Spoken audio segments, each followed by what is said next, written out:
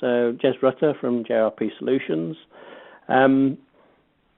You've been obliged to do this this thing called ESOS, whether you've wanted to or not. Listening to previous discussions, that seems very much the case. People seem to have mixed views.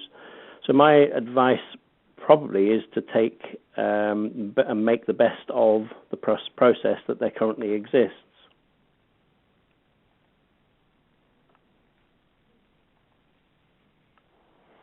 I'm going to talk to you a bit about why ESOS is only the beginning, how to create a holistic energy plan, ideas on how to implement energy projects, the importance of engaging people in the process, and thinking ahead in terms of your energy strategy. It's a lot to cover in 10 minutes, so please get in touch with us afterwards if you need anything, or put your questions in the question and answer session at the end. Firstly, a very quick introduction to JRP Solutions credentials to show that we know what we're talking about.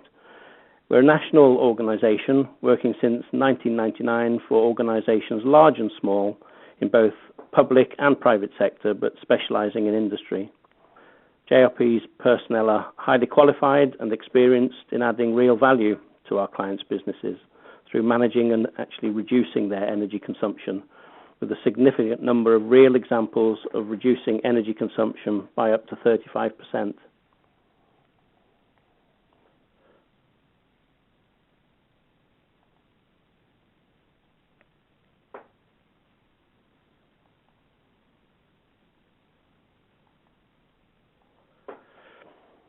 So, whatever you know about ESOS, there are 4 key things to remember. As you only need to survey a representative selection of sites, as we've heard, the opportunities to save energy identified could only be a relatively small proportion of what is available. If opportunities identified are not taken through into delivered improvement projects, then the whole process will have cost you money rather than saved you money, which does seem rather a shame. But really, ESOS is just the beginning of the journey and should be only seen as one step towards achieving energy savings. The best approach to creating energy savings is a holistic energy plan. If you don't know where to begin, the Energy Management Standard ISO 50001 is a great place to start, as it provides a framework of requirements which we'll come back to. If this seems like a daunting task, don't forget you don't have to do this all at once, which most organisations seem to think it's either 50001 or ESOS. Sure, beginning with ESOS, but you can then subsequently deliver 50001 components in stages. You can use the building blocks of the standard and implement these progressively, starting with the areas that give the biggest return on investment. If you'd like more information on this, you can download a handout at the end of the webinar, and a more detailed 15-page handout will be available on request. So the suggestion is to use these building blocks and put together your own specific sites or custom company-specific 2 to 3 year plan that suits your business, which should encompass both technical and behavioural projects. And don't stop looking for new projects. Encourage others to do this as well, and ensure that a pipeline of improvement projects is created. When looking for ways to save energy, there is a tendency to look at facilities services and processes, but behavioural change is absolutely critical to achieving results, as we'll demonstrate.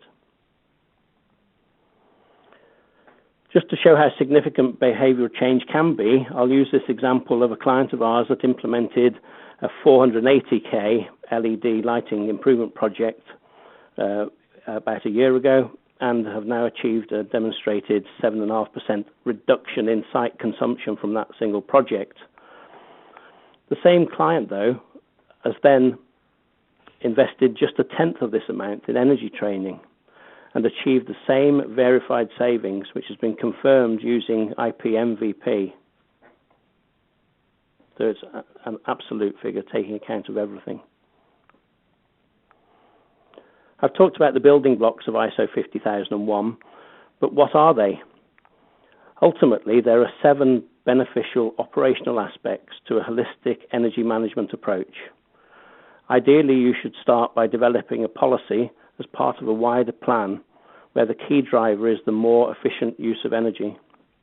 You need to quickly move towards identifying both technical and behavioural projects, implement training programs, fixing targets and objectives, using data to better understand and make decisions about energy use, and most importantly, ensure you will later be in a position to measure the results. However, I said ideally you do all of these things. As I've intimated, you can also cherry-pick elements that will lead to the biggest benefit, which in turn will justify moving on to the next element. Before you start implementing energy-saving projects, you need to ensure that you have the answers to some important questions first. For projects listed by a lead assessor, do you understand how accurate the costs and savings are for later putting into business cases? Is further work still required, for instance, to clarify precise quotations and confirm what rigour has been in the energy savings estimates? Is there clarity of prioritisation of projects across sufficient of the estate? At the outset, my strong recommendation would be not to mix technical and behavioural projects in terms of a timeline. And how do you know, without a holistic approach to all projects, whether you're optimising your capital spend? That's assuming you do have a capital budget. If you don't have a capital budget, you can still develop and propose a bundle of realistic projects.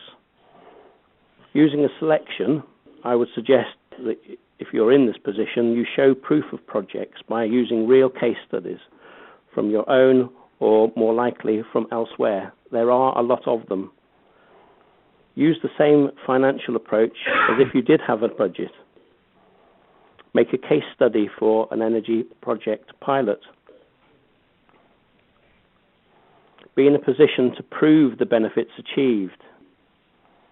And after 3 to 6 months, present findings to senior personnel and request a CapEx fund for the next tranche of projects. And then you can continue to optimise and publicise. If you do have a CapEx budget, then a suggested approach is to develop energy business cases, ensuring robust projects are chosen first. Choose the projects with the biggest impact and visibility. Where appropriate, use life cycle costing. As Donald indicated, this isn't always necessary. And implement a bundle of projects at the same time. And for the financial business case, present it as the FD would want to see it. In other words, not too much technical detail. And I turn to engaging stakeholders in the process, of which, of course, the FD is one.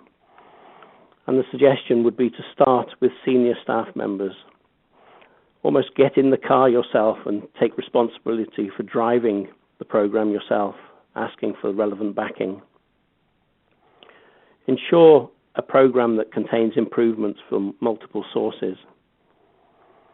Show through case studies the art of the possible, and if possible, roll out as a pilot in one factory or a part of a factory to prove the case, which makes everything much more accountable and meaningful to the senior people. If you haven't opted for ISO 50001 this time round, then the good news is there's plenty of time to achieve certification before the next round, or progress via part implementation each year rather than one big bang. I would also suggest going into more detail identifying projects. Our experience is showing that many organisations are doing the minimal, but at the end of the day, you get out what you put in. So in summary, I'd say there are 5 key messages that I'd like to leave you with today. The first is to use ISO 50001 as a framework as part of a holistic energy plan. ESOS is only a small part of the picture. Give the budget holder information in his or her language. Behaviour is a key to achieving savings, particularly at the outset to get momentum. And importantly, keep the project hopper fed. Thank you very much.